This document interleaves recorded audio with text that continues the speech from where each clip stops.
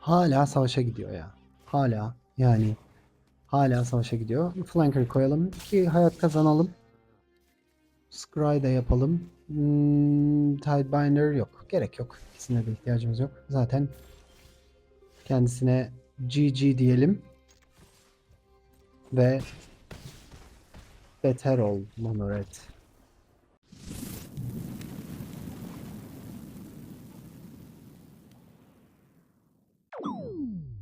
Merhabalar herkese. Demigaz kanalına Büyülü Bir Dünya'ya hoş geldiniz. Bugün sizlerle farklı bir oynanış videosuyla birlikteyiz. Ve bu sefer oynayacağımız deste Azorius Flash olacak. Bu Flash dediğimizde tabii ki bahsettiğimiz rakibin turunda oynayabilme özelliği. Dolayısıyla mümkün mertebe onun turunda oynayıp kendi turumuzda oynamamaya çalışacağız. Buradaki gördüğünüz birçok kart Flash. Bunların en başında gelen Sphinx olacak. Çünkü bunun aynı zamanda büyü geçirmezlik özelliği de mevcut. Eğer herhangi bir büyü yapmazsak kendi turumuzda büyü geçirmez oluyor ve bunu öldürmesi kolay olmuyor rakip için. Bunun yanında tabii ki Cat Glimmer, Enduring Curiosity var. Bu bizim kart çekmemizi sağlayacaktır. Dolayısıyla önemli bir kart. Burada Shape Thief var. Bu o an hali hazırda savaş alanında olan bir yaratığın kopyası olarak oyuna dahil oluyor. Dolayısıyla Sphinx olarak oyuna girebilir ya da Curiosity olarak oyuna girebilir. Herhangi bir kart olarak oyuna girebilir. Dolayısıyla bu bizim için önemli olacak.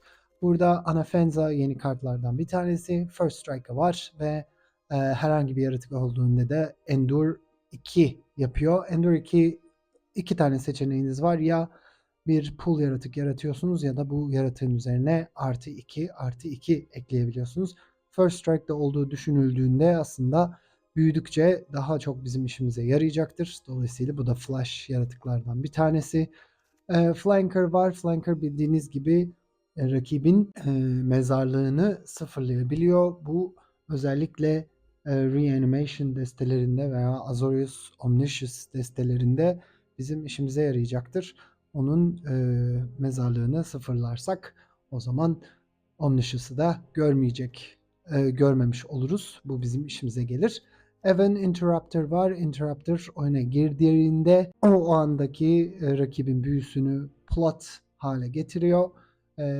Dolayısıyla onu bir tur daha sonra kullanmak zorunda kalıyor ve onu da 2 mana karşılığında kullanması gerekiyor. O yüzden Interrupter da önemli bir kart. Tidebinder var. Herhangi bir aktiviteyi sıfırlamak için, onu yok etmek için kullandığımız kartlardan bir tanesi.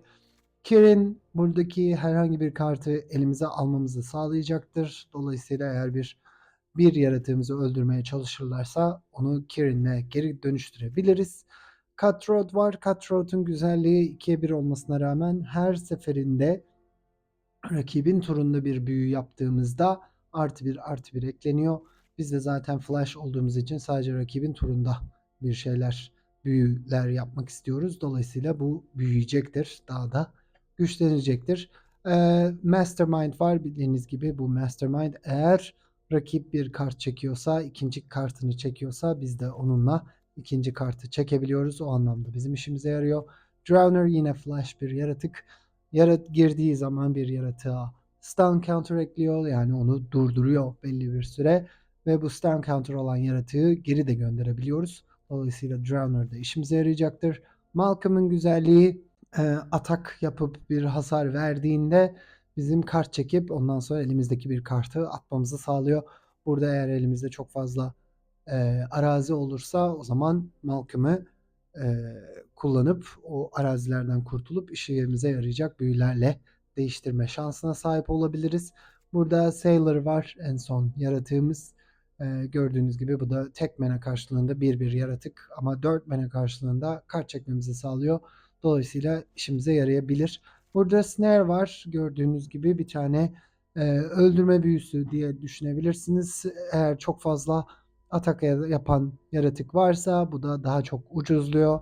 Burada 5 mana olarak görüyorsunuz ama gerekirse 1 mana karşılığında bunu da kullanma şansına sahibiz. Bu oyuna girdiğinde yaratıklardan veya artifactlerden bir tanesini e, oyundan ihraç ediyor bu snare oyunda kaldığı sürece. Bounce off hem kendi yaratıklarımızı hem rakibin yaratıklarını geri göndermeye yarayan bir kart. Normalize'da bildiğiniz gibi bir karşılama büyüsü. Dolayısıyla aslında çok fazla 30 tane yaratığın olduğu ve kaç tane 24 tane de arazinin olduğu, dolayısıyla çok fazla büyünün olmadığı bir deste. Daha çok yaratıklarımızla olayı bitirmeye çalışacağız. Bakalım ne kadar başarılı olacağız. Burada sideboard da var ama onu biz kullanmayacağız. Çünkü Best of One'da kullanıyor olacağız bunu. 3 maç üzerinden değil, tek maç üzerinden oynayacağız.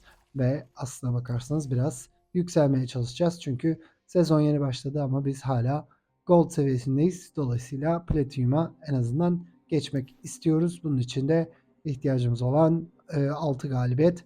Bakalım bu 6 galibiyeti kaç maç içerisinde alabileceğiz. Ve ilk rakibimiz Saika-san.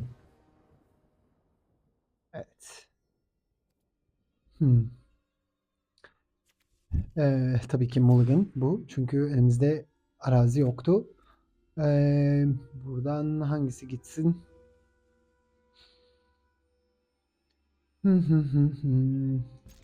Kart çekmeyi umuyorum. Arazi çekmeyi umuyorum. 24 tane var sonuçta. Bir deneyelim bakalım.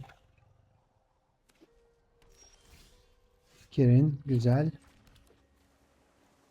Evet, bunların hepsinin flash özelliği var. Tekrardan söylemeye gerek yok. Bende talent.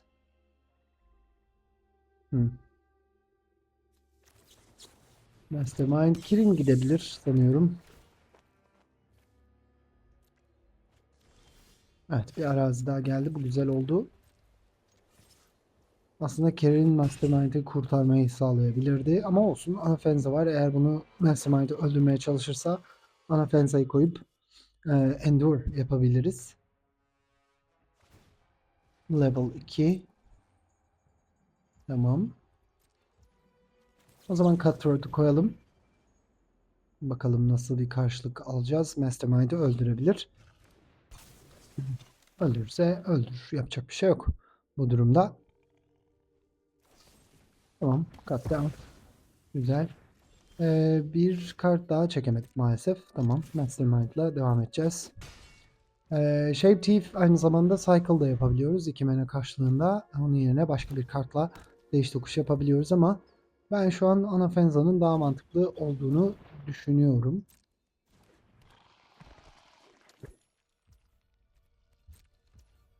Anafenza'yı gönderelim.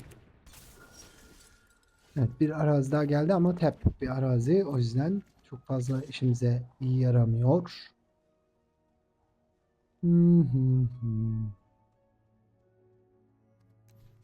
Sanıyorum bekleyeceğiz. Gidemeyeceğiz. Burada 4 mana olduğu için maalesef bunu kullanamıyoruz. Olsun.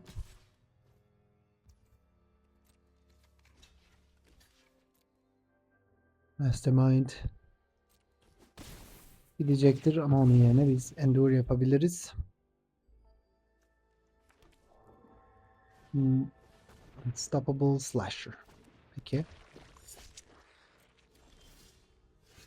Interrupter güzel bir kart aslında.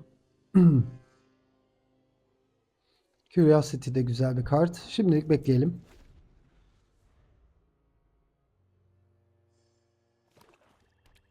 Bakalım. Atağa gitsin. Curiosity'yi koyalım. Curiosity ile Slasher'ı öldürelim. Diğeri kalsın şimdilik. Şu an Enchantment'ı tamam. Peki. Endure yapalım. Evet, bir tane daha yaratık yapalım. Curiosity kalsın. Elimizde. Güzel. Şimdi neredeyse 6 tane bile. Evet. Önce bütün hepsiyle mi gitsek? Bütün hepsiyle gitmeyelim. Anafenze kalsın. Evet, burada cottage'ı kullanacak. Kullansın. Çok önemli değil.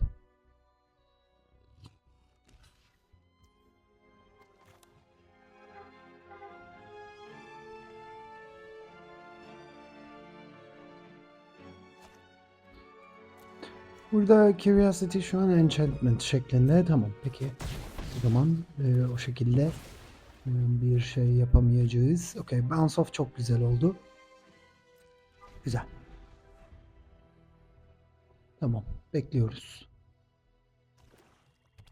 Bekliyoruz ne yapacağına. Hmm. Hasar alabiliriz ya. Çok önemli mi? Değil. Bence değil. Bloklamaya gerek yok.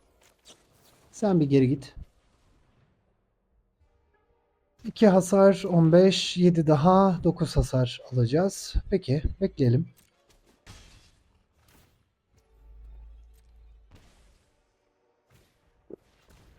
Ondan sonra Interrupter'ı koyalım. Seni istemiyoruz.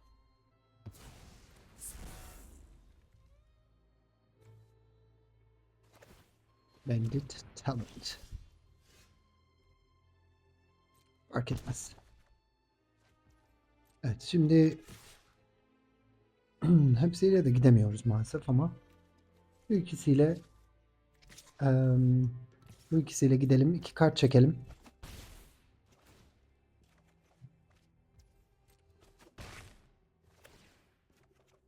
Güzel. Güzel. Şu an için bence sıkıntı yok gibi gözüküyor. Yine Interrupter'ı koyabiliriz. Veya Bounce Off yapabiliriz. Çok fark etmeyecektir. Bakalım Cottage'ı hareketlendirecek mi? Savaşa gitmek istiyor. Hayır. Ona bir izin vermiyoruz.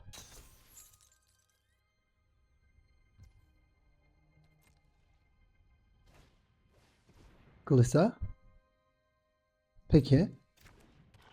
Glissa ile ilgili de bir problemimiz yok. Slasher var. Peki. Seninle de ilgili bir problemimiz yok. Bunlardan bir tanesini geri gönderelim.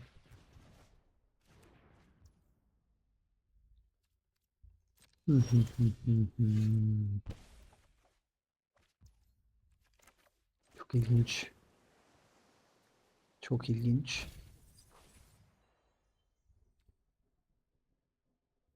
Hmm.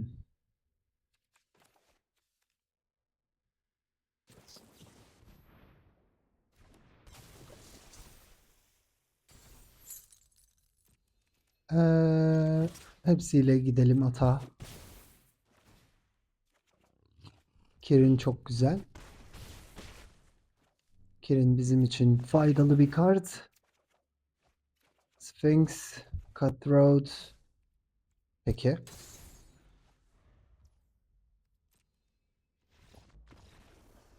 Good game. Yani güzel geçti bizim için maç. Aslına bakarsanız. Oyunun her zerresinde artık kontroldeydik. Her ne kadar o bizim hayatımızı 3'e kadar düşürmüş olsa da. Gerçi ona da biz izin verdik. Anafenza'yı e, yem olarak kullanabilirdik Slasher'a karşı. Ama onun yerine kart çekmeyi kabul ettik. Bence güzel bir galibiyet oldu. Discard destesine göre burada Curiosity yapması gerekeni yaptı. Biz de maçı kazandık. Evet, biz başlıyoruz. Elimizde No More Lies var gerekirse. Snare var, Cutthroat var, Drowner var. Fena bir el değil. Coast'u koyalım, başlayalım. Bakalım kime karşı mücadele ediyoruz. Lantern. Tamam. Pek bir işe yaramıyor Lantern. Bekleyeceğiz. Bricks. Artifact destesi. Ama Briggs çok bir işe yaramadığı için çok önemli değil bizler için. Onun yerine diğer büyüyü açıkçası yok etmek gerekiyor. Burada Simulacrum bizim için tehlikeli bir yaratık.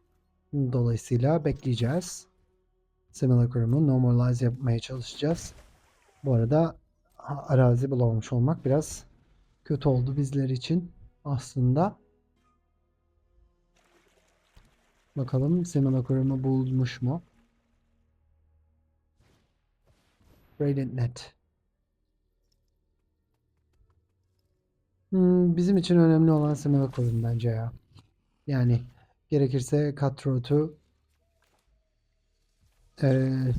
stoplamış olur. Onun savaşa gitmesini engelleyebilir ama onun dışında çok fazla bir şey yapamaz. Yaparsa da yapsın. Yapacak bir şey yok ona. Tamam. Beklediğimiz gibi Drowner'la gideriz biz de savaşa. Drowner'la gidelim. 2 hasar verelim. Bakalım.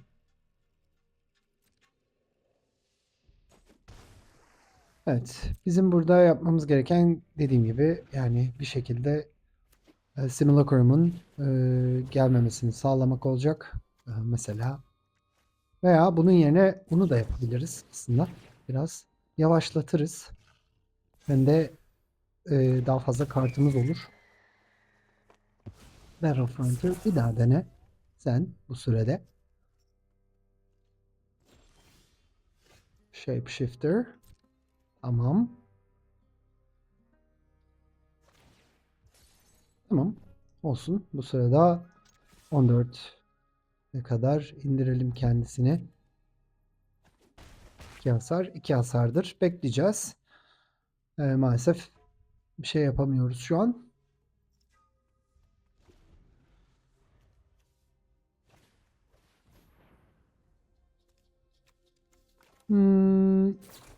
Normalize. Yani kart bulamamış olmak biraz kötü oldu. Yani araziyi bulamamış olmak bir tık kötü oldu. Temporary lockdown. Tamam. Hala Eruptor bizimle. Ama tabii onu Braided Net'le kapatacaktır. Yine bir kartın gelmemiş olması kötü oldu. Sadece artifactleri kapsıyor. Dolayısıyla pek bir şey yapamıyoruz bu turda. Ama Braided Net'in üzerindeki 3 tane oil counter'ı kullanmış oldu. Bundan sonra istediği gibi bizi durduramayacaktır. Flanker güzel olabilir. Flanker derken erken konuştuk. Flanker bizim işimize yarayabilir. Çünkü şu an ne çekmemiz gerektiğini farkındayız. Braided Net. Bunu bunun karşılığında peki. Evet, buna yapabileceğimiz pek bir şey yok. Flanker.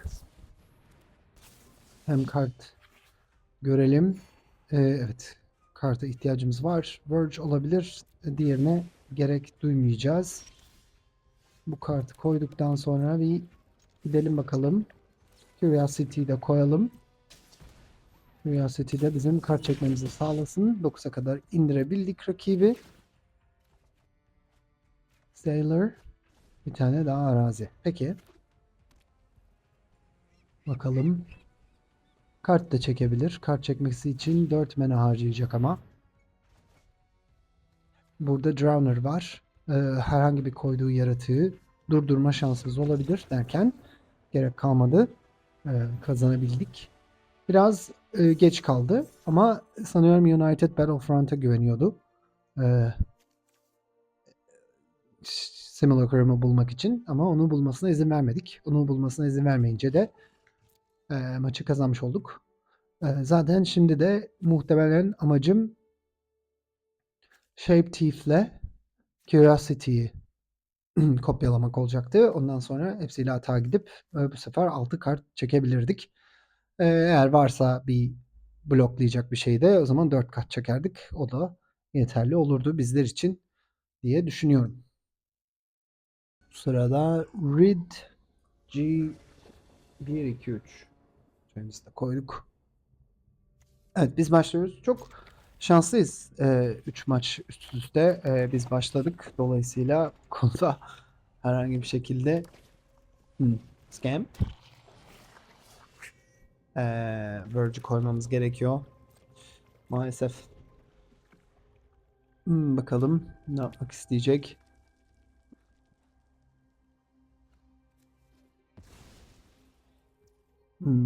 Bu ne? Slickshot.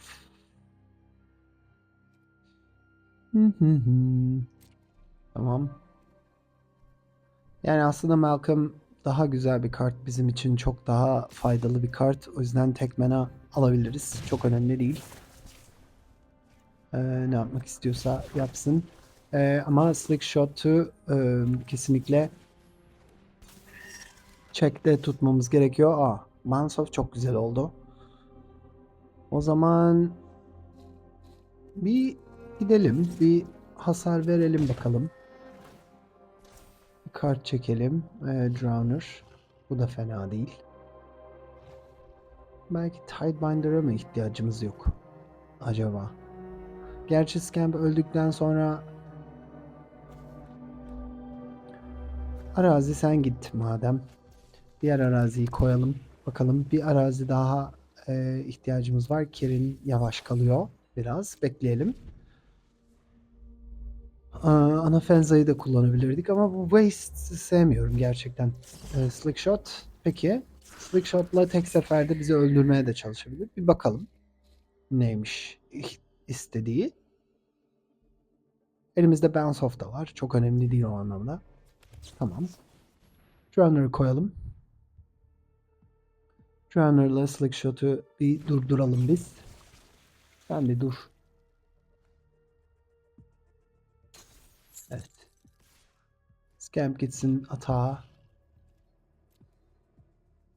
Yani eğer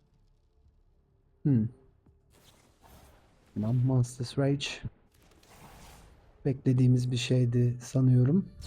Kaç tane? Turn Inside Out. Evet. Ve öldük.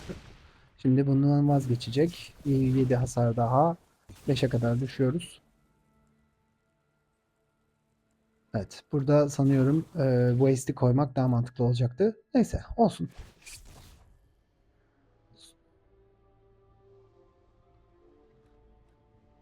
Olsun. Bakalım. 5'e kadar indik. Pekidir. Malcolm'la gidelim tekrardan. Kart çekelim. Normalize. Tamam, sen kal.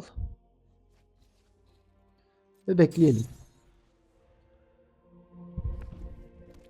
Bekleyelim. Challenger.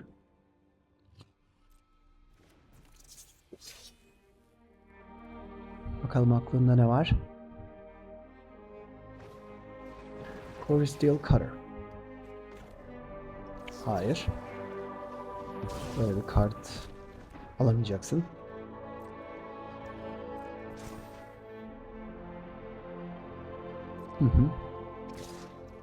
Tamam.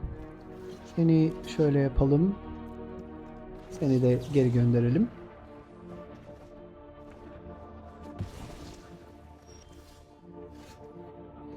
Curiosity. Peki. Bu tur herhangi bir şey yapamıyoruz maalesef. 5 hayatımız kaldığı için orada scamp konusunda biraz hatalı davrandık. Scoundrel fark etmez. Scoundrel'la ilgili bir sıkıntımız yok. Wicked Roll'u kullanabilir. Kullansın. Challenger. Tamam. Bakalım atak yapacak mı? Hepsiyle bir de. Peki. Şöyle tamam. Tek hasar alalım. Çok fazla hasar almayalım. Ana Fenza büyüsün. Bir Malcolm daha var. Evet, Drowner kullanmamız gerekecek bu turda. Ama çok düştü hayat puanımız. O yüzden çok aslında kötü bir durumdayız. Drowner'ı koyalım. Bu Slick Shot'tan kurtulalım. Ama tabii Lightning Strike varsa elinde o zaman Interrupter güzel oldu ama kart çekemiyor olmak kötü şu an için. Evet, artık hasara oynamamız gerekiyor. En azından herhangi bir büyüyü elinden alma şansına sahibiz. Bekliyoruz biz ve tekrar hasar için gidelim ve oyunu kazanalım. Burada tabii ki ben arazi çekebiliriz diye düşündüm ama çekemedik arazi.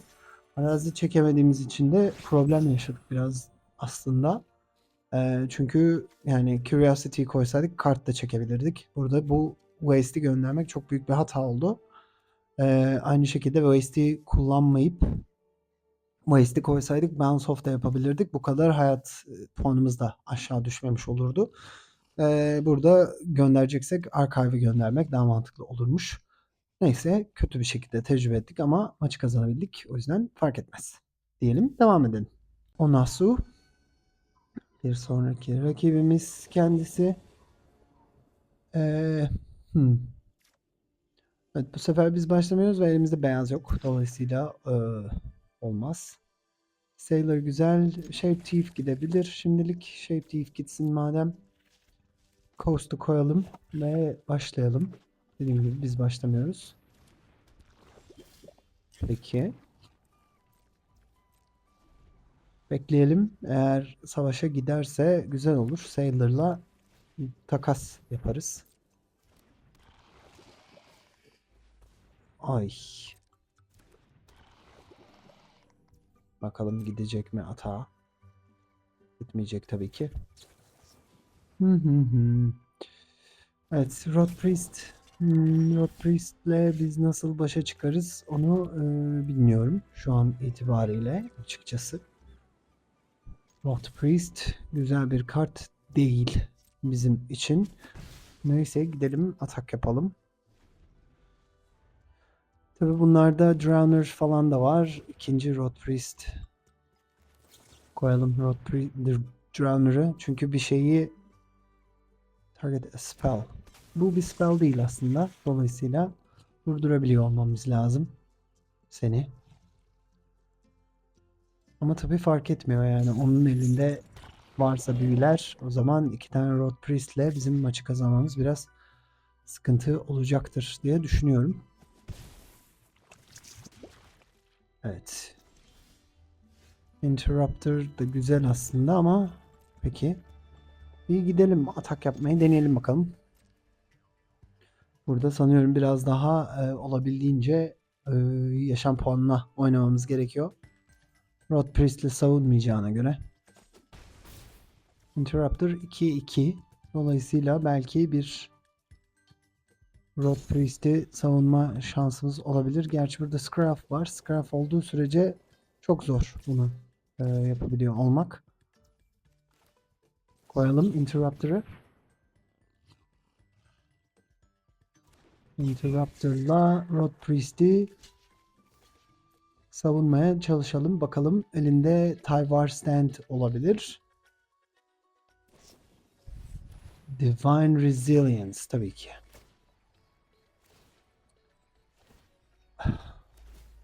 Yani bir turda 6 tane, yok 9 tane mi? 6 tane. Evet.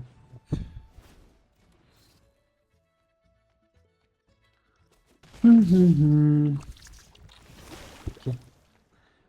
Çok bir şey yok. Güçlü 2 tane Rod Priest'i bulmuş olması onu maça kazandırdı.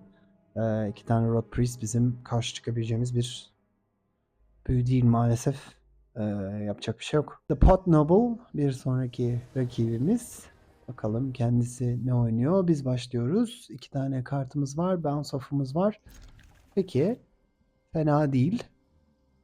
Eğer hızlı bir desteyse de onu da Bounce Off'la en azından bir süre tutabiliriz. Çünkü fare var bir tane burada. Fare demek bizim çok hoşlandığımız bir şey demek değil. Üçüncü Bounce Off. Zaten 3 tane var toplamda. O da garip oldu. Squeak.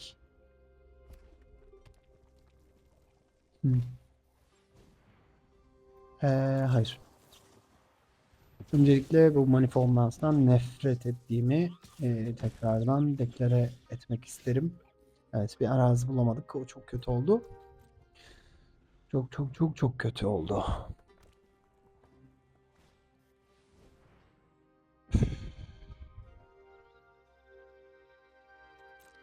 Muhteşem yani. Gerçekten muhteşem.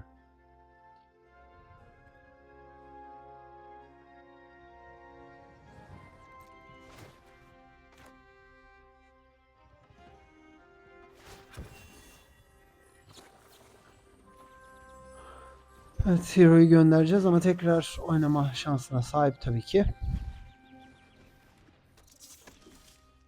Curiosity. Evet, güzel. Çok güzel gerçekten. Yani 24 tane 24 tane arazimiz var. Monored 4 tane araziye sahip ve biz 2 tane arazideyiz. Yani bu durumda çok bir şey yapma şansımız var mı bilmiyorum. Bakalım. Katrol. En azından bir tanesini öldürelim.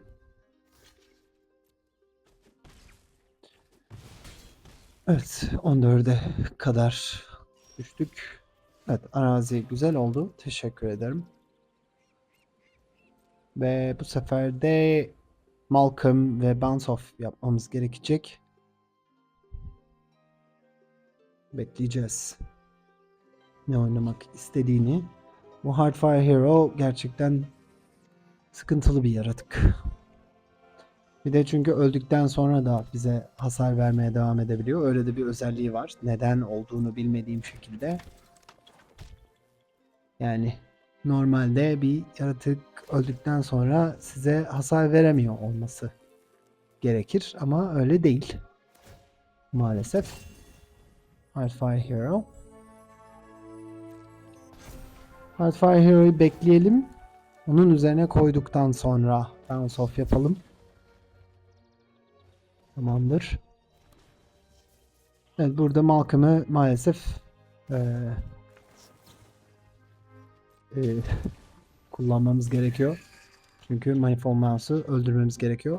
5 tane harazisi var. Benim 4 tane oldu. Güzel. Tamam. Bu işimize yarayacaktır. En azından Curiosity'yi koyabiliriz. Curiosity'yi koymak. 6 tane arazi. 3 tane village buldu. Yani tebrik etmek gerekiyor kendisini. Tabii ki çıkarabildiğince çıkaracaktır.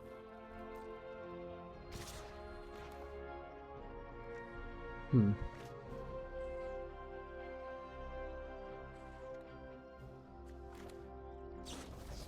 Tamam, o zaman böyle yapalım. Bakalım elinde başka bir şey varsa onu görelim. Frenzy varmış. Tamam, sen geri git. Frenzy varmış. Peki, ona kadar düştük. Hardfire Hero. Bir arazi daha. Pek bu bizim istediğimiz bir şey değildi ama yapacak bir şey yok. 7 tane arazisi var. Gerçekten muhteşem ya. Evet. 3 oldu. Curiosity'yi koyalım. Hero'yu gönderelim. Yani yapacak bir şey yok maalesef. Çünkü bu Hero'yu yani sürekli aynı şekilde uğraşamayacağım. Onun shenanigans'larıyla sürekli aynı şeyi yapabiliyor olması yani muhteşem. Yani gerçekten muhteşem. Gerçekten muhteşem. Bakalım. 4-3 mü oluyor? 4-2 oluyor.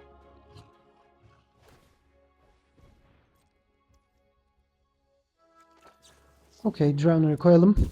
Seni bir durduralım. Yeter artık. Maalesef bunda hasar almak zorundayız. Çünkü ne alacağımı görmek zorundayım. Peki. Bu güzel oldu. Kart çekelim. Kirin... Kirin çok güzel aslında. Ama kirinlik bir şeyimiz yok. Maalesef. Peki. Bekleyelim. Elinde herhangi bir şey yok. Sphinx'i koyalım. Sphinx'i koyalım. Sphinx'le durduralım seni. Çok güzel oldu bu. Sphinx'i öldürebilecek bir şeyin yok. Archive diyelim. Bir tane daha Drowner işimize yarar. Çünkü durdururuz Hardfire Hero'yu. 11 oldu rakibimiz. Çekelim o Hardfire Hero'yla, Drowner'la Flanker'ı. Flanker güzel. Flanker bize hayat kazandırabilir. O yüzden mantıklı. Bekleyelim Hero'su neler yapacakmış. Sphere güzel. Pekidir. Evet. Bütün manayı kullan lütfen. Bütün hepsini kullan. Evet. Evet. Bir kere daha yap. Yapmıyor musun? Tamam. Peki. O zaman seni bir durduralım.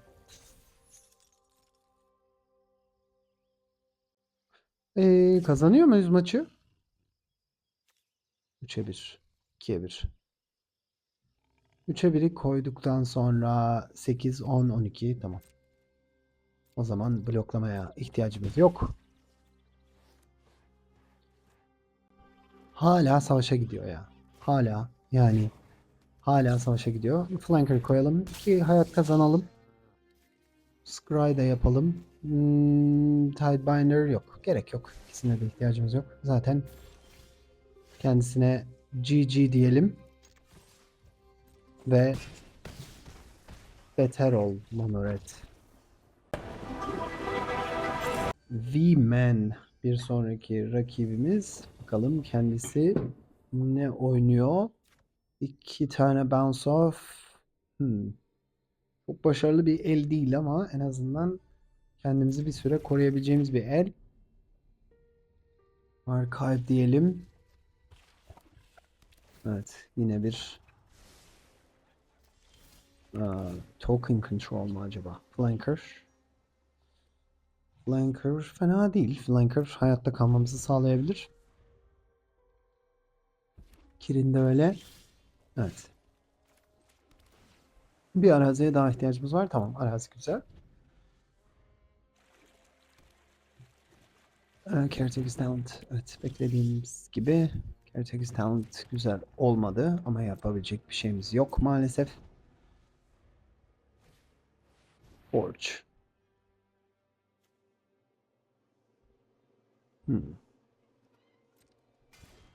Bu çok kötü oldu. Neyse. Bunu bir tur bekleyeceğiz. Seni bekleyelim. Bakalım. Flanker diyelim. Bir hayat kazanalım. Scry yapalım. Hayır ve hayır. Sanki daha büyük ve Kirin. Okey. Kirin de pek bir işimize yaramıyor ama olsun. Sanıyorum Sphinx'e ihtiyacımız var bu turda. Sphinx'i koyduktan sonra çok farklı bir şey olabilir. Innocent. Tamam. Innocent beni çok ilgilendirmiyor. Her ne kadar kart çekecek olsa da. Çeksin. 2 tane kart çekiyor hem de. O biraz kötü ama Sphinx'i koyduktan sonra başka bir şey konuşuyor olabiliriz. Çünkü 8 hasardan bahsediyoruz. Bir turda. Bakalım ne yapacak. Level 2. Ona da yapacak bir şeyim yok maalesef. Beklemek zorundayım Sphinx'i koymak için. Sphinx'i koyduk.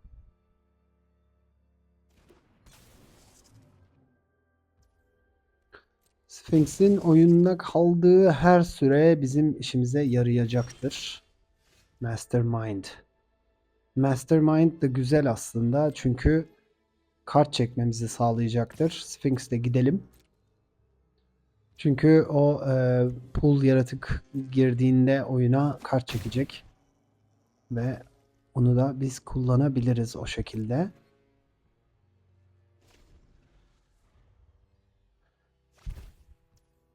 Şimdi koyalım Mastermind'ı.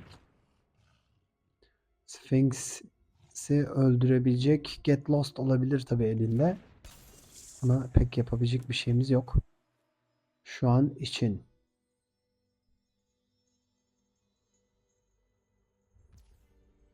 Bakalım. Kart çekiyoruz. Biz de kart çekelim. Evet, Mastermind'i o yüzden koydum oyuna.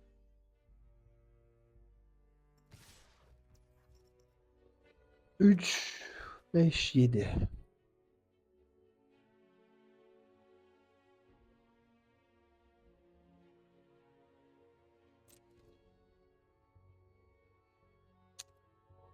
Bekliyoruz.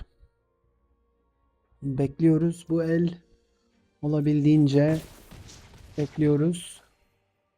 Sunfall olabilir. Sunfall'u maalesef karşılayacak bir şeyimizin olmaması da çok kötü. Torch the Tower.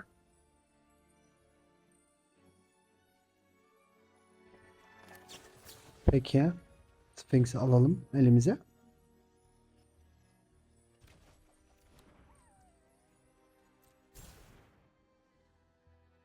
Bakalım. Carrot Cake. Tamam. Bir kere çekti zaten yaratık, o yüzden daha fazla çekemeyecektir. Um,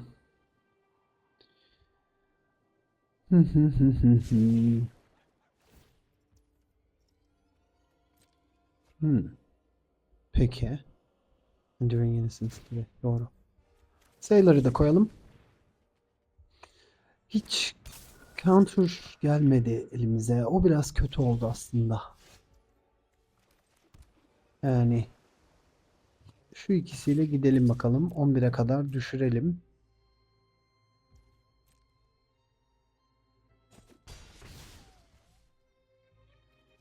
Ve bekleyeceğiz.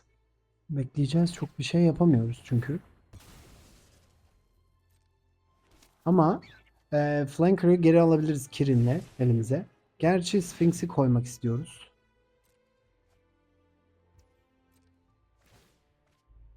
Bakalım ne çektik. Cutthroat.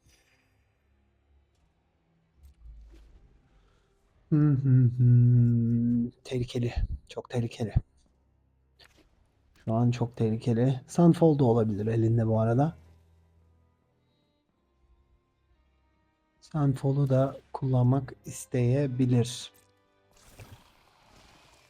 Evet, kart çekelim biz de. Çok fazla kart çekti.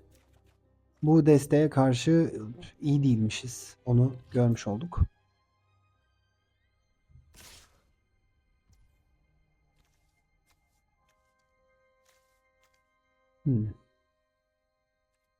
Şöyle yapalım. Ondan sonra Kirin diyelim. Kirin'le Flanker'ı geri alalım elimize. Böylece hayat kazanamasın. Flanker uçmuyor zaten. Dolayısıyla şimdilik 6, 8. 8 de çok. 8 çok. O yüzden sen bir git. Sen de geri git. 4 hasar alabiliriz. 4 hasarda bir sıkıntı yok. Sphinx'i koyamadık. Yeterince kart çekemedik. Thinking. Peki. Carrot Cake. Tamam.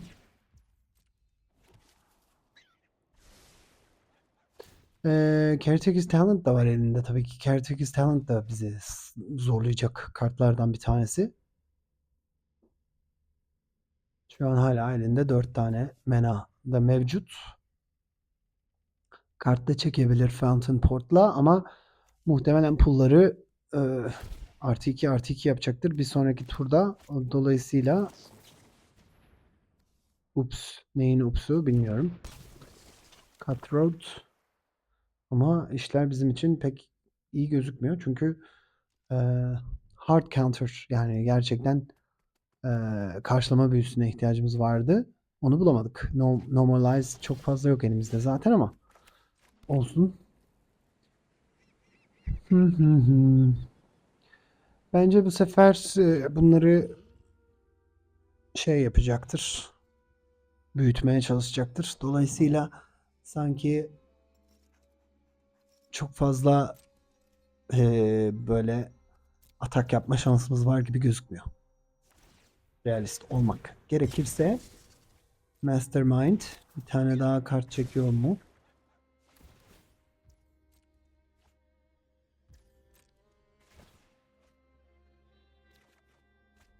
Raptor. Raptor güzel olabilir ama dediğim gibi çok fazla yaratık var. Burada bakalım 4 manayı kullanacak mı bu şekilde?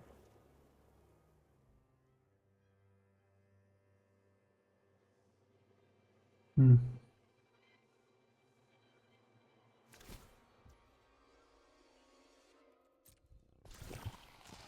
5-1 kart daha çekiyoruz. Bounce off çekebiliriz belki. Yok, hayır. Arazi çektik. Evet, 7, 11, 13.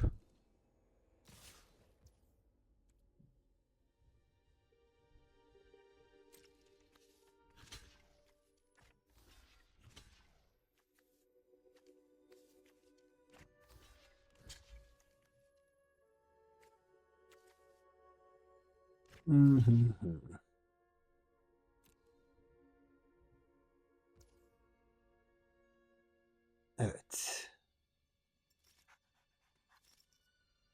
Buradan 4, buradan 1, 5. Okey. Flanker'ı koymak zorundayım. Aslında Cutthroat'u başkasına vermek daha mantıklı olacakmış. Neyse. Çok büyük bir hata o da. Snare aslında fena değil ama onu çekemiyoruz tabii ki şu an için. Bekliyoruz. Bekleyelim bakalım. Bir. Bir. Bir. Evet, bir sonraki turda tabii ki ölüyor gibiyiz. Hayır. İkinci forcu istemiyorum. Artifact için bunu kullanabiliriz. En azından bir el de olsa bizi kurtarabilir ama onun dışında tabii ki bir tane daha forge gelecek. Onu belki bir süre kontrol edebiliriz ama ne kadar kontrol edebileceğiz bilmiyorum. Carrot Cake. Bir kart daha çekecek. Güzel, yani savaşmaya çalışıyoruz ama tabii elimizde çok fazla şans yok. Bir de açıkçası şeyi bulsaydık, Enduring Curiosity'yi bulsaydık daha iyiydi. Bir hata yaptım. Hmm.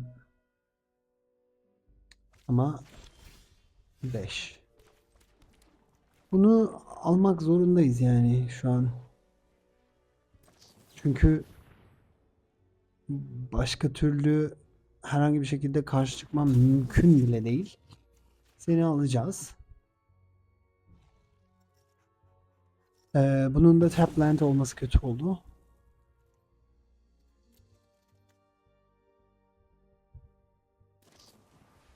O partition. Yine en azından 1'e düşüyor. Yani en azından oil counter'ları göndermiş oluyoruz. Ama 2 tane forge var şimdi. 3 tane forge var şimdi. GG. Yok yani. Aa, pek bir şansımız yoktu açıkçası. Denedik ama her zaman olmuyor. Tabii ki yapacak bir şey yok. Peki başlayalım. Luke, Adam, Run.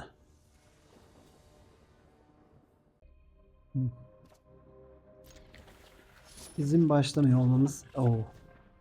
kötü. Ve Corey Steelcutter destesi bu. Dolayısıyla zorlanabiliriz bu destede ve bizim başlamıyor olmamız biraz sıkıntı tabii ki. Corey Steelcutter burada. Hoş geldin. Drowner var en azından elimizde. Drowner Ker'in yapma şansımız var birazcık. İkincisi. Opt. Hmm.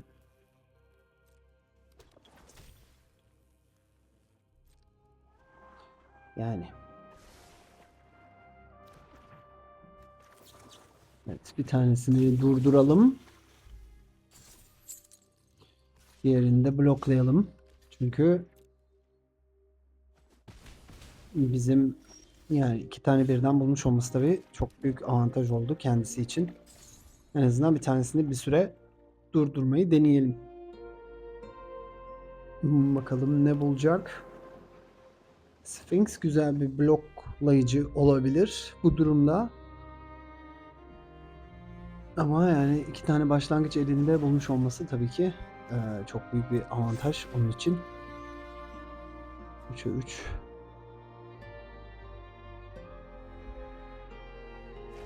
Bu sefer hasar alıp evet, bu sefer hasar alıp belki evet 2 yani iki tane bulmuş olması tabii inanılmaz bir yani çok, bizim buna yapabileceğimiz bir şey yok. Bu tur alalım bakalım bu hasarı. Cutthroat koyalım. Bir sonraki turda Sphinx'i koymaya çalışalım. Sphinx'le belki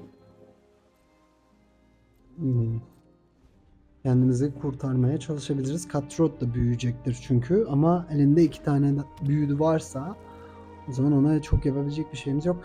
Yani tabii mavi rengi kullandıktan sonra kart çekme şansına sahip olmanız demek. Peki burada bir şey bulamadı herhalde. Opt kullanacak sadece.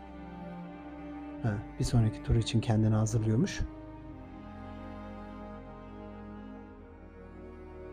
Bakalım ne oynayacak? Ya da oynayacak mı? Bir şey. Into the Flood Maw. Peki. Sphinx'i koyalım. O büyüsün. Sphinx en azından bir tanesini bloklayabilecektir. Evet ama çok fazla hasar aldığımız gerçeğini değiştirmiyor bu durum. 7'ye kadar düştük.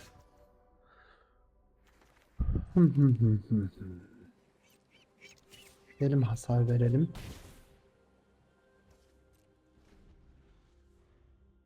Evet. Stok kapı kullanacak.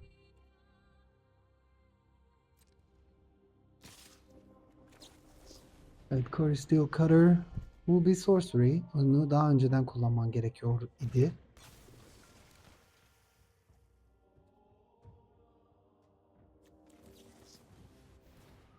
Evet, Cutthroat'u da kullanalım. Tamam, şimdi Burst Lightning var. Tabii ki var.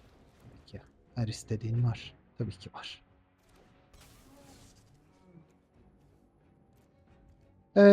Vardır muhtemelen bir tane daha büyüsü. Bence biz vazgeçelim bundan. Yani iki tane Core Steel Cutter'ı oyunun başında bulmuş olması, oyuna başlamış olması birçok anlamda bizi inanılmaz dezavantajlı kıldı.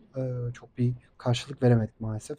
Germ 519 bir sonraki rakibimiz olacak. Bakalım kim başlıyor? Biz başlıyoruz. Güzel. Elimizde Cutthroat var. Bakalım. Snare hayır.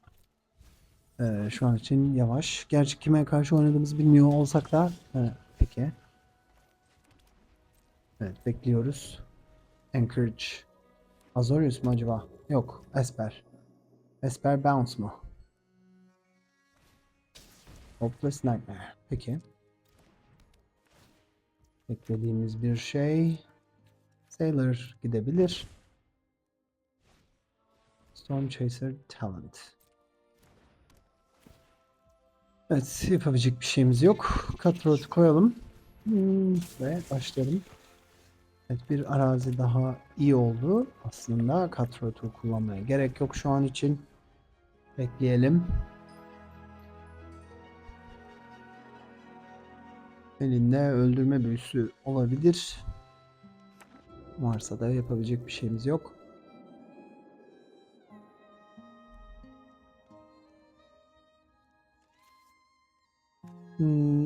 Activated and triggered ability. Tamam. Bir hasar alabiliriz. Çok önemli değil. Malkan'ı koyalım. Bakalım. Öldürme büyüsü var muhtemelen. Onu kullanacak muhtemelen. Ona yapacak bir şey yok. Büyütmeye devam etmeye çalışmamız lazım Cutthroat'u.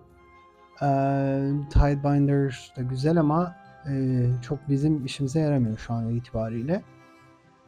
Nightmare elinde bir tane daha varsa onun bizim kart çekmemizi engellemesi için kullanabiliriz ama bakalım Malcolm'ı mı öldürecek? Bir tanesini öldürecek. O hangisi olduğuna karar vermeye çalışıyor. Peki.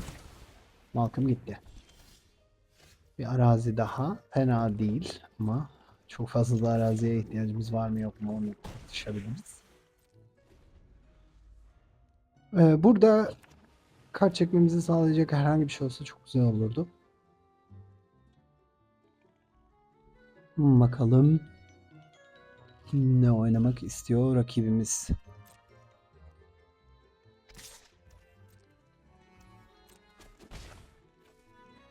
Sphinx'i denesek mi? Deneyelim. Yani hayatta kalırsa Sphinx onun başına bayağı bir dert açacaktır. Ama 3 tane mana açıkken muhtemelen bir tane daha Go for the Throat vardır. Ama çok yapabilecek bir şeyim yok. Bekleyerek de olmayacak çünkü. 30 tane yaratığımız var. Artık yaratıklardan bir tane bulmamız gerekiyor. Sphinx var herhalde elinde. Bir Go for the Throat. No way to run. Tamam. Güzel. Dediğim gibi yapabilecek bir şeyimiz yok. Yani 30 tane yaratığımız var. Bu yaratıkların bize yol açmasını bekliyoruz. 10'a kadar indirdik yaşam puanını da. Interrupter güzel olabilir. Interrupter onu yavaşlatacaktır. Ne var acaba?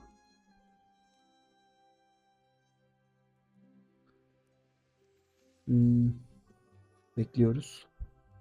Bu arada yani savaşa gitmeye de devam etmesi birebirle gerçekten göz yaşartıcı.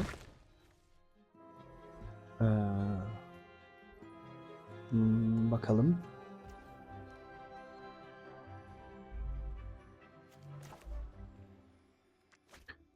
Şu an bir şey yapmıyorum. Bekliyorum. Gidelim.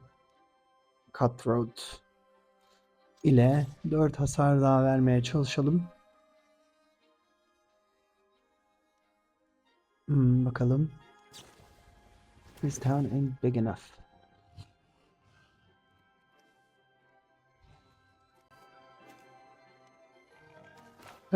Yok. Sanki this town ain't big enough yapmanı istemiyorum. Varsa öldürme büyüsü öldürebilirsin. Derken onun benim kendi turum olduğu için maalesef bir işe yaramıyor. Tamam.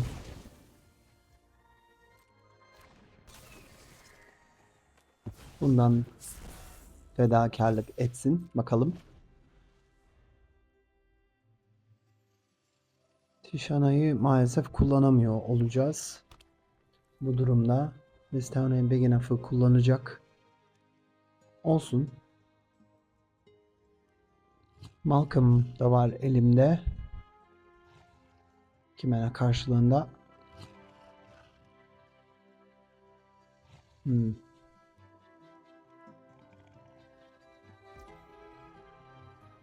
Peki. Yine atak yapmaya gidiyor mu? Acaba?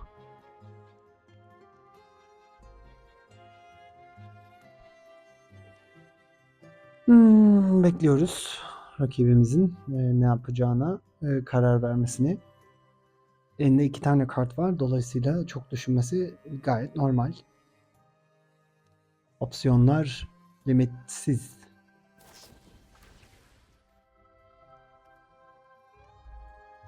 Peki.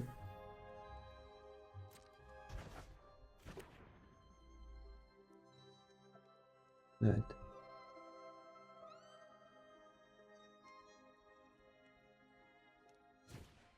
Evet, Hopeless Nightmare. Ona yapabileceğimiz bir şey yok. Burada anladığım kadarıyla Tidebinder'ın gitmesi gerekecek maalesef. Dediğim gibi 30 tane yaratığımız var. Bir tanesini görmek iyi olacaktır. Malcolm'ı koyalım. 4 hasar vermekten bahsediyoruz. Dolayısıyla Nowhere to Run'ı kullanacaktır. Burada This Town Ain't Big Enough'ın gitmesi çok iyi olurdu bizler için. Burada Flanker'ı bulursak iyi olacak ama şu an bulabilir miyiz bilmiyorum. Ama Entity Tracker. Tamam. Entity Tracker bir şey yapmayacaktır bize. Sidebinder da aslında fena olmadı. Araziye ihtiyacım yok. Teşekkür ederim. Burada Nowhere to Run'ın öldürmesini engelleyemem ama Talent'ı eğer kullanmak ister ise burada This Town Ain't Big Enough almak isterse onu öldürebiliriz diye düşünüyorum. Burada Entity Tracker'ın kart çekmesini de engelleyebiliriz. O daha mantıklı olabilir sanki. Öyle yapalım. Senin kart çekmeni engelleyelim. Ve Tishana oyundayken kart çekmen mümkün olmasın hatta. 3 hayatı kaldı. Bakalım ne yapmak isteyecek. 13 yaşam puanımız var. Dolayısıyla çok da kötü değiliz. No More Lies. No More Lies fena bir büyü değil. Interrupter'la gidelim. 1'e kadar indirebildik. 5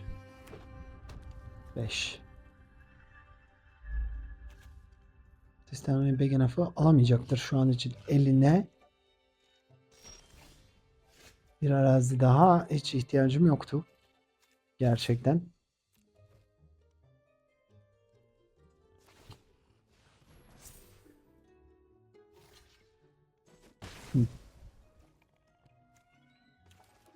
Evet. Anchorage. Anchorage.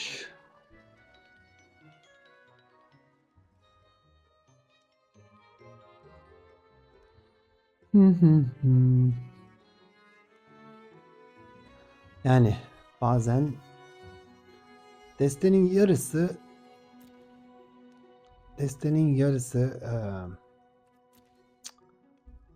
yani biraz daha şanslı olabilsek iyi olacak ama okay. This town ain't big enough'ı alacak. Onu kullanmak isteyecektir. Bunu engelleyebiliriz.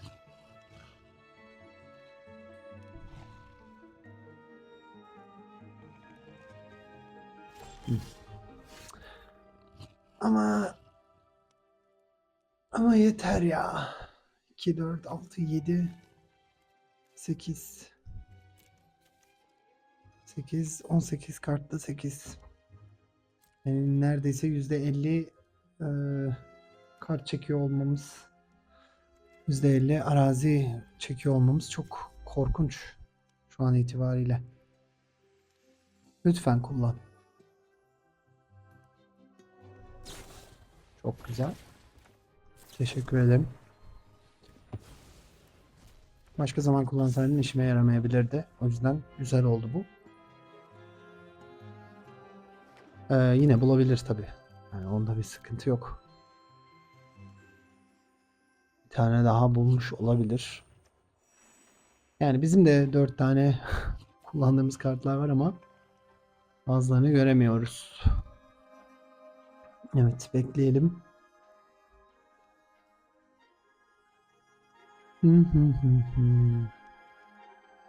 Turn 519.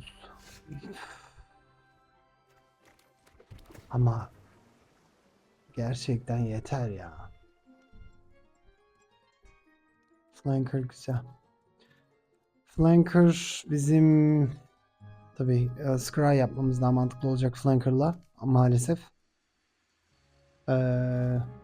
Go for the throat'u almak istiyorsa alabilir. Çok önemli değil. Scry yapıp en azından ihtiyacımız olmayan kartlardan vazgeçebiliriz gibi düşünmek istiyorum. Ama tabii her an istediği bir kartı bulabilir. Nowhere to Run bulabilir. Nightmare bulabilir. Overlord. Peki.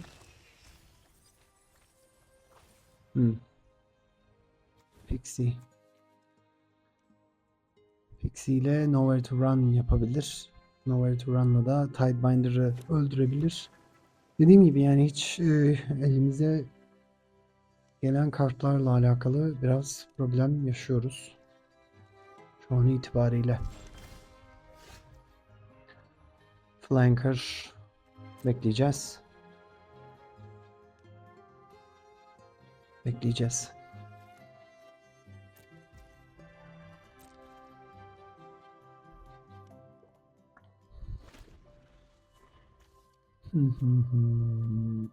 Burası çok fazla bir şey yapmıyor maalesef. Pixie. Pixie hangisini alacak? Peki. O zaman tamam. Buna da yapacak bir şeyim yok.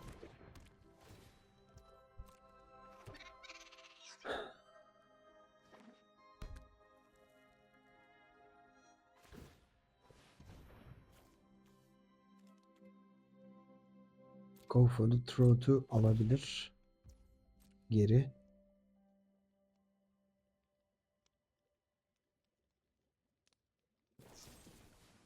Tamam. Evet. Bir sürü hasar. Bir sürü hasar. Çok ilginç. Flanker gitsin. Flanker'la bir bakalım neler alabileceğimizi. Mastermind fena değil.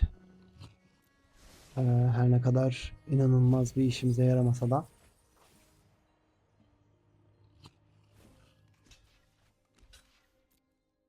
İndirelim en azından 10'a kadar indirelim.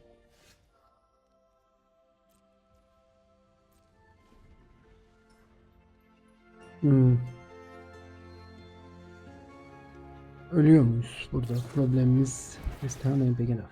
Tamam. Burada herhalde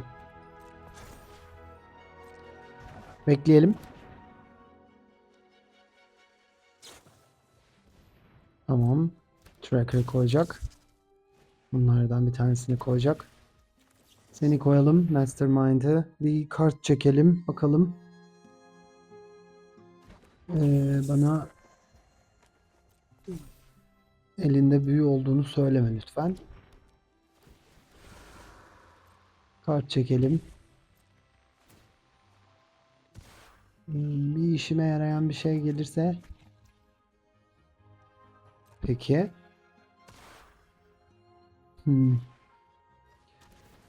Evet. O zaman bunu da bu şekilde koyacağız. Mastermind şeklinde. Var mı elinde büyü? Ay ay çok fazla düşünüyor ama çok fazla kart çekebildiği tracker sayesinde dolayısıyla yani çok da şaşırmam elinde büyü var ise ama tabii 6'ya kadar indi hayatımız ama kart çekecek, o kart çekince biz de kart çekeceğiz, ona güvenmek istiyorum ama tabii yine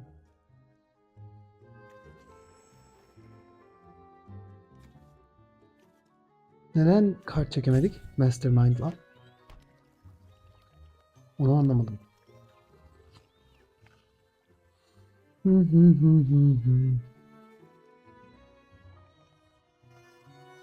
Şimdi hata gitmesi daha mantıklı.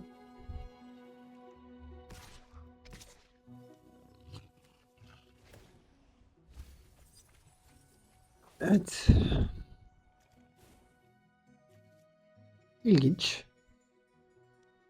İlginç bir deneme. Ama yani bir sweeper'ımız falan yok zaten. Dolayısıyla çok fazla şansımız yok. Bu daha çok yaratıkla kazanma destesi ama yaratık maalesef istediğimiz kadar bulamadık bu maçta. Dolayısıyla da çok şansımız olduğunu düşünmüyorum. Nowhere to run. Tamam, onu da kullanacak. GG. Evet, yani olmadı. Olmadı mı? Olmuyor. Yapabilecek bir şeyimiz yok. Bonus point. Bakalım o bizim bonus maçımız olacak mı?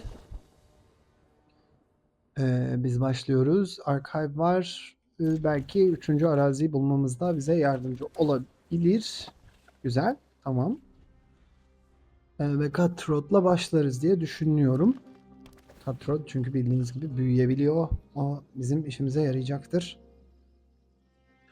Eğer bir yaratık varsa Drowner'la da başlayabiliriz ama bakalım. En mantıklısı Cutthroat.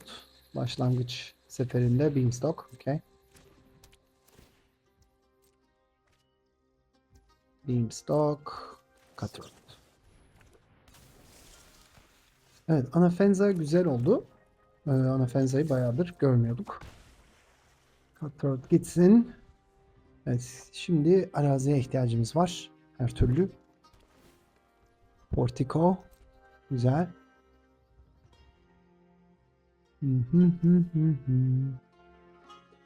Another creature dies. Yapacak bir şeyimiz yok. Bir şeyleri zorlamak zorundayız. 30 tane yaratığımız var. Bahsettiğim gibi. 30 tane yaratığımız var. Dolayısıyla bir şekilde bu yaratıkları kullanarak maçı kazanmamız gerekiyor. Başka bir yöntemi yok bunun. Bu turda Sphinx'i koyma şansına sahibiz. Overlord muhtemelen. Evet, şaşırtmadı. Overlord güzel ama Sphinx'i koruyabileceğimiz anlamına gelir bu. Overlord biraz yavaş kalacaktır. Sphinx'i de koyalım. Bu 7 hasar demek. Bir arazi daha güzel. Evet, 7 hasar. Gayet güzel, başarılı. Kirin'le kurtarma şansına da sahibiz. Bakalım Sunfall mu? Peki, bekleyelim. Gerek yok. Overlord.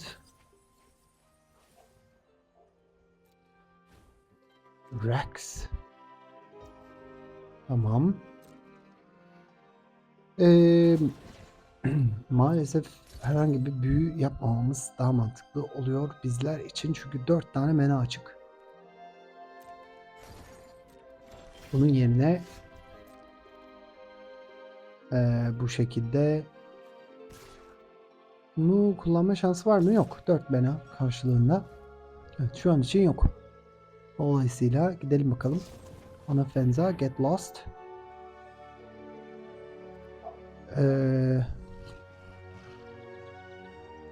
Kurtarabiliriz.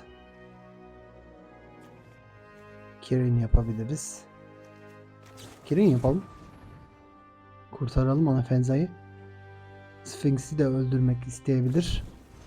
Leyline Binding.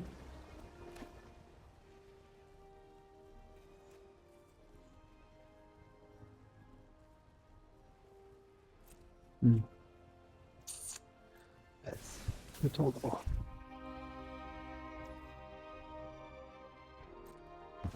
Peki.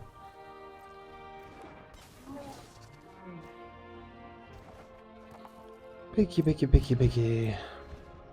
Evet.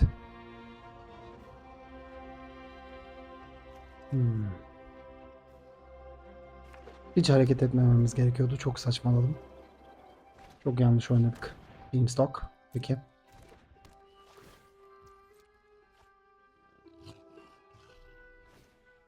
Beanstalk. Peki.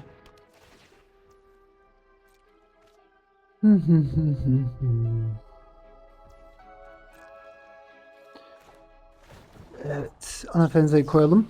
Biz devam edelim. Ne yapabileceğimizi görelim. Sphinx'i kaybettik. O kötü oldu bizim için. Ama Kirin veya Anafenza ölürse Soul Partition. Kaç tane var acaba Soul Partition'da elinde? Peki. Gidelim bakalım. Atak yapalım bakalım. 7. Ward 4. 3, 6, 8.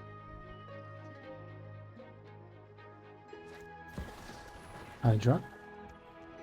Peki.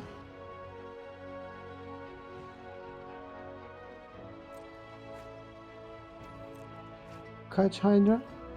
4.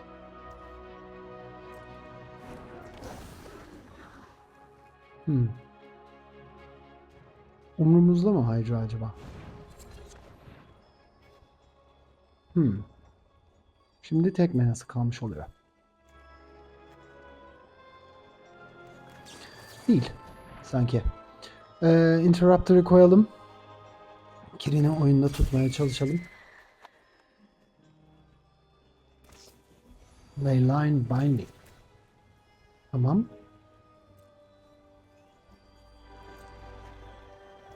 Leyline Binding. Hangisini alacak? Interrupter'ı alacak. Tamam.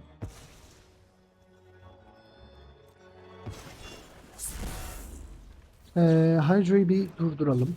Mümkünse.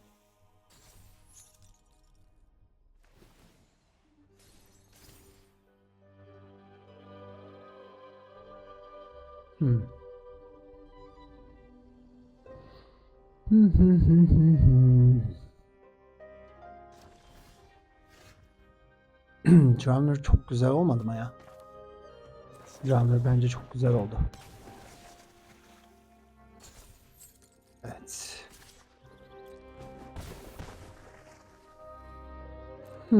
Bekleyeceğiz. Bekleyeceğiz. Muhtemelen Go for the Sunfall vardır. Bu kadar kart çektikten sonra elinde mutlaka Sunfall vardır. Olmaması pek mümkün değil bence. Virtue of Persistence tamam. 5'e çıktı hayatı.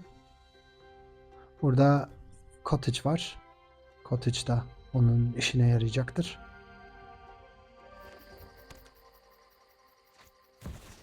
Rex. Rex güzel. Ama ne işe yarayacak Rex?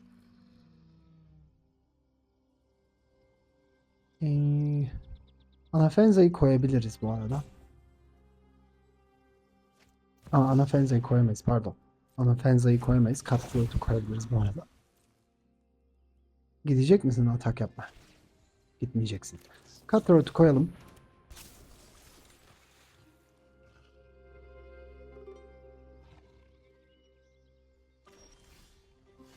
Sailor. Yavaş.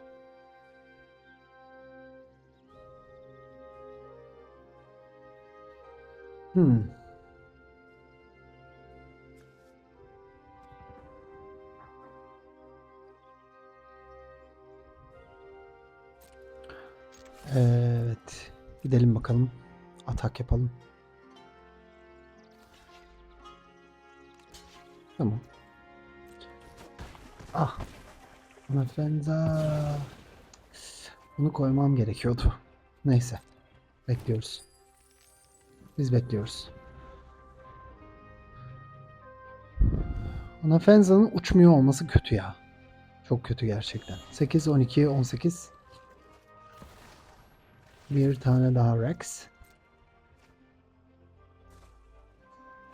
Evet. Yanlış oynadık. Çok yanlış oynadığımız için de muhtemelen kaybedeceğiz oyunu.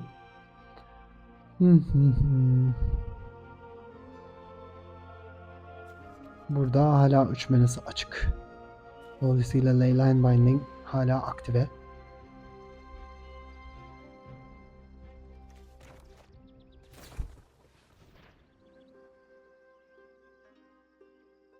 Bakalım Drowner'ı koymama izin verecek mi? Koymama izin verdi. Peki.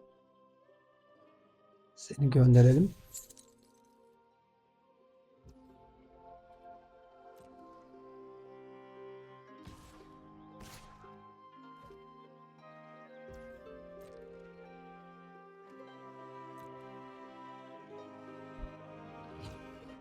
Evet, bekliyoruz. Evet, 3 kaldı. Overlord da mı geliyor? Evet, Overlord da geri geliyor. Hmm. Zor zor zor zor zor. Bayağı zor. Şu an işimiz çok zor. Şu an işimiz. Bir tane Rex.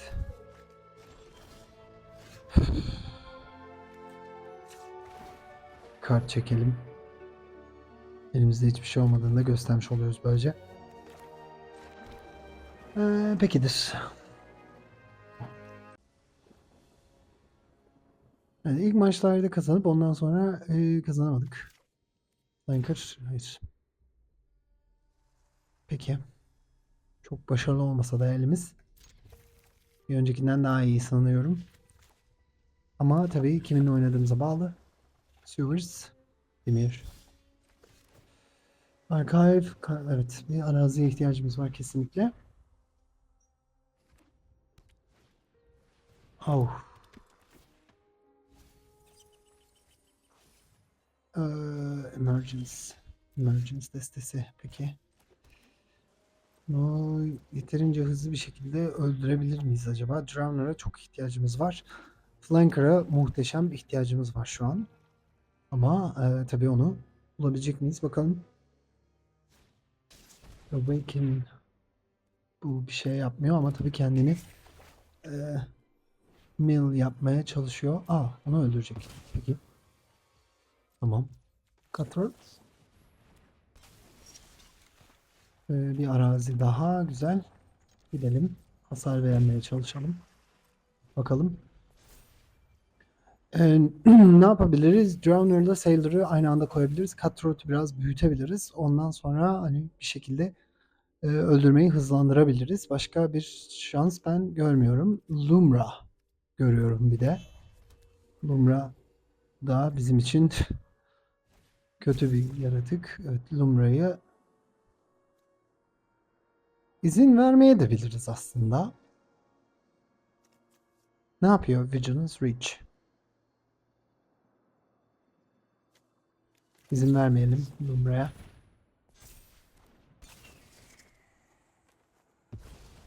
Biraz daha Flanker. Flanker tam bizim ihtiyacımız olan kart değil mi? Evet. Aynen öyle. Çok güzel oldu bu. Gidelim. 12 hasar.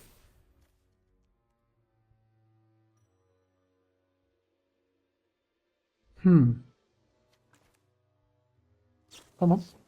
Flanker. Flanker lütfen. Şimdi istiyor ise herhangi bir şekilde Squirming Emergency kullanabilir. İhtiyacı olduğunu düşünüyor ise derken beğenmedi. Burada Flanker'ın ne kadar önemli bir yaratık olduğunu tekrar görmüş olduk. Birkaç maç kaybettikten sonra en azından World Tier 1'e ulaşmayı başardık. Desteği değerlendirmek gerekirse bence eğlenceli bir deste kesinlikle. Çok fazla yaratık var ama bazen yaratık bulamayıp daha fazla kart çekebiliyorsunuz. En fazla yaratığımız 4 mana. Kesinlikle Curiosity'nin belki sayısının arttırılması gerekebilir. Aynı şekilde Flanker'da öyle. Interrupter güzel bir kart ama 2'ye 2 olması biraz onu üzüyor açıkçası beni. Bir kere yoksa kaybediyoruz. Burada kesinlikle arazilerde kesinlikle Anchorage'ın olması gerekiyor. En az 2 tane bence Anchorage'la bile maç kazanabilirdik Anchorage'la bile. Onu maalesef kullanamadık. Sphinx bir kere yanlış oynadım ben. Onun da çok kötü ödedik diyetini. Sphinx gerçekten muhteşem bir kart. Bunu unutmayın bu kartı. Çok başarılı ve Azorius Flash veya Mono Blue Flash destelerinde çok fazla işe yarayacaktır. Ben hoşuma gitti. Dediğim gibi bunu bir de Mono Blue olarak da deneyeceğim belli bir süre sonra. Ama yeni kartlar maalesef çok fazla Flash opsiyonumuz yok. Mono Blue yapınca o zaman yeni kartların hepsinden vazgeçmek zorunda kalıyoruz. O yüzden biraz Azorius denemesi olmuştu bu. Ama dediğim gibi eğlenceli. Belki No More Lies yerine de Negate kullanılabilir. O çok daha faydalı olacaktır diye düşünüyorum. Sheltered by Ghost da olabilir. Belki Interrupter'dan daha fazla işimize yarayabilir veya Tidebinder'dan. Dolayısıyla bazı değişiklikler yapılarak daha güzel hale getirilebilir kesinlikle. Ama yine de oynaması keyifli bir desteydi. Umarım sizler de beğenmişsinizdir. Umarım videoyu beğenmişsinizdir. Beğendiyseniz beğeni butonuna basmayı, kanala abone olmayı unutmayın. Bir sonraki içerikte yine pazartesi görüşmek üzere. Hoşça kalın.